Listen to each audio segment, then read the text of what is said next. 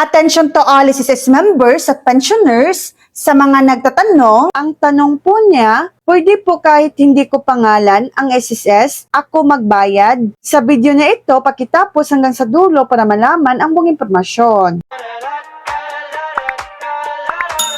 Opo, pwedeng-pwede. Maaari kang magbayad ng SSS contribution para sa ibang tao. Halimbawa, asawa, magulang, kapatid, o kaibigan. Kahit hindi mo pangalan ang nasa account. Narito ang mahalagang dapat tandaan para maging matagumpay ang pagbabayad. PRN or Payment Reference Number ang pinaka-importante. Hindi pangalan na nagbabayad ang kailangan, kundi ang PRN ng member na huhulugan. Tamang SSS number, siguraduhin tama ang SSS number ng taong binabayaran. Saan pwedeng magbayad? Pwede sa mga accredited collecting partners tulad ng GCash, Paymaya, Bayad Center, 7-Eleven, Imlulier, Palawan Express, My.SSS Portal, online payment.